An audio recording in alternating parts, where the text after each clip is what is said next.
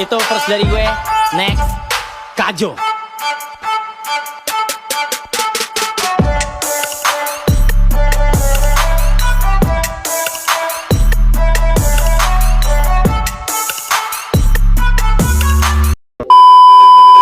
Assalamualaikum warahmatullahi wabarakatuh. Nama saya Muhammad Jazalova dari kelas A semester 5 jurusan Pendidikan Agama Islam NPM 1911010111.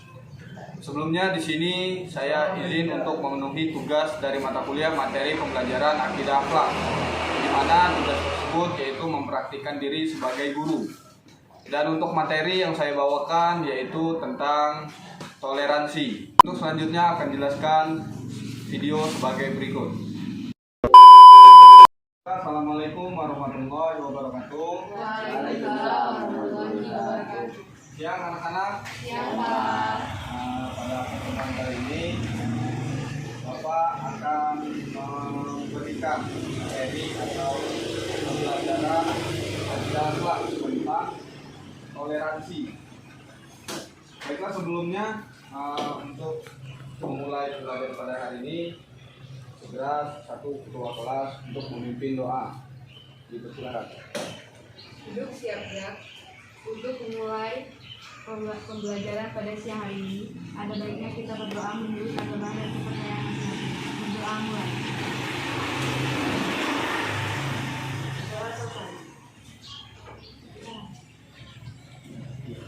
Beri salam. Assalamualaikum warahmatullahi wabarakatuh. Waalaikumsalam warahmatullahi wabarakatuh.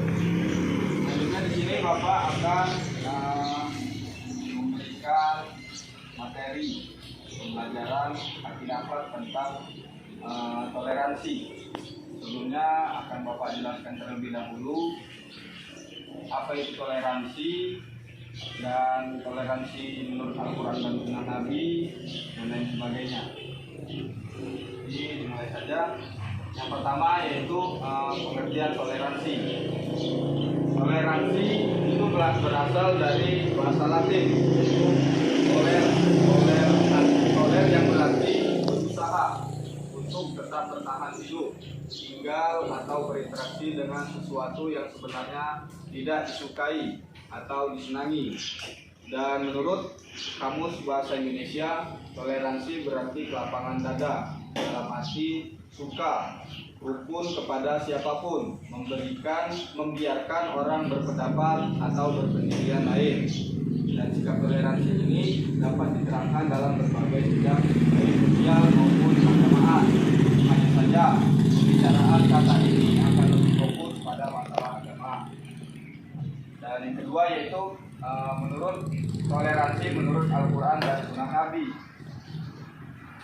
di mana apabila kita ingin melihat bagaimana pandangan Islam mengenai toleransi beragama, maka di dalam Al-Quran sudah dinyatakan dalam firman Allah SWT, yaitu Allah tidak melarang kamu untuk berbuat baik dan berlaku adil terhadap orang-orang yang tiada memerangimu karena agama, dan tidak pula mengusir kamu dan dari negerimu. Sesungguhnya Allah menyukai orang-orang yang berlaku adil, dan sesungguhnya Allah hanya melarang kamu menjadikan sebagai kawanmu orang-orang yang memerangimu karena agama dan mengusir kamu dari negerimu, dan membantu orang lain untuk mengusirmu. Selanjutnya, barang siapa menjadikan mereka sebagai kawan, maka mereka itulah orang-orang yang zalim. Menurut firman Allah di atas, itu terdapat dalam Al-Quran surat Al-Mumtahanah ayat 60. Selanjutnya itu ayat pertama tidak hanya menganjurkan untuk berlaku adil, hanya saja kepada non-muslim ketika mereka tidak memerangi dan melakukan pengusiran, melainkan Al-Quran memerintah untuk berbuat baik kepada mereka. Ungkapan berbuat baik di sini tentu mencakup makna yang sangat luas sekali. Saat itu tidak ada benak di Rasulullah SAW untuk melakukan tindakan politis sebagai upaya untuk mengusir atau mendeportasi mereka keluar dari kota Madinah. Dan hal yang dilakukan oleh Rasulullah SAW saat itu adalah menerima dengan lapang dada keberadaan mereka dan menyodorkan perjanjian kepada kedua belah pihak, Muslim dan non-Muslim, untuk membuat perjanjian agar Rasulullah SAW dapat menjalankan agamanya dan mereka dapat menjalankan agama mereka secara bersamaan. Jadi maksud dari penjelasan di atas itu, toleransi itu maksudnya berlapang dada menerima keadaan yang tidak kita senangi. Dan sudah dijelaskan juga oleh Rasulullah SAW. Dan Rasulullah juga sudah membuat perjanjian kepada kaum muslim dan non muslim. Dan perjanjian itu maksud dari perjanjian itu di mana perlakuan atau kehidupan sehari-hari mereka sudah dibuat perjanjian di mana mereka melakukan hal dan keseharian mereka masing-masing dan tidak mengganggu keseharian Rasulullah, termasuk umat muslim. Pada saat itu juga terjadi kesepakatan bahwa umat muslim dan orang-orang Yahudi harus mempertahankan Yathrib apabila diserang musuh, serta mengukuhkan kebebasan keluar dari kota Yathrib bagi yang menghendaki dan mempersilahkan berdiam diri bagi yang ingin mempertahankan kehormatannya. Ini ada beberapa toleransi.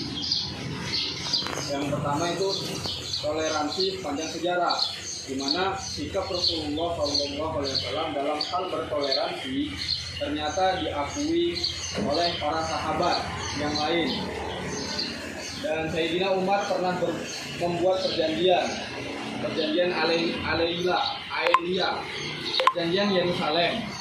Saat itu Yerusalem yang sudah menjadi bagian dari wilayah umat Islam menjamin kemerdekaan beragama bagi penduduknya. Bahkan saat itu Umar mewajibkan orang Yahudi untuk menetap di kota tersebut. Dan selanjutnya itu Amr bin As saat masuk ke wilayah Mesir disambut dengan antusias oleh masyarakat khususnya yang beragama Kristen Koptik. Hal tersebut terjadi karena mereka berharap dengan masuknya Islam mereka akan mendapatkan kedamaian. Ternyata apabila ditelusuri di negara-negara lainnya di Timur Tengah seperti di Syria, Lebanon, Palestina dan seluruhnya wilayah Islam lainnya pasti ditemukan pengikut agama lainnya. Selanjutnya itu yang kedua, di mana membiasakan berperilaku toleransi dalam kehidupan sehari-hari.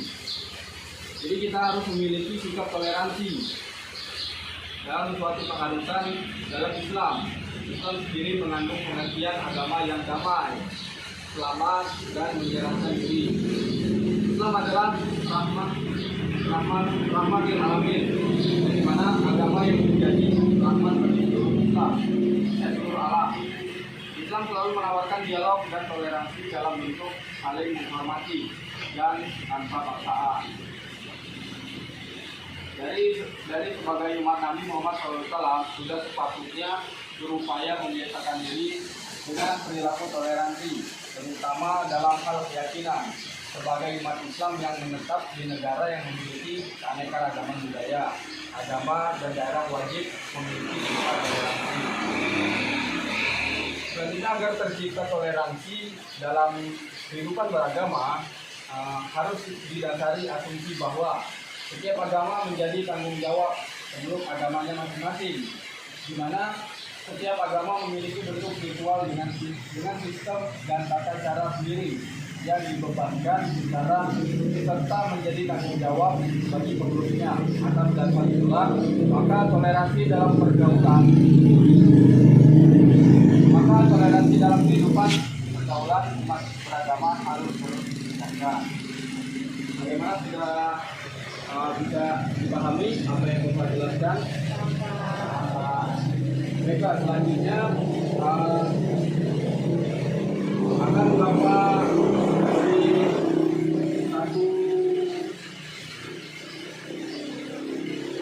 beri satu tugas, yaitu tugasnya merangkum atau menjelaskan kembali dari apa yang Bapak jelaskan Tugas ini untuk PR ya, untuk PR di rumah, rangkum, jelaskan, dan dikumpulkan pertemuan selanjutnya. Dan berhubung waktu sudah habis, sebelumnya Bapak akan terlebih dahulu.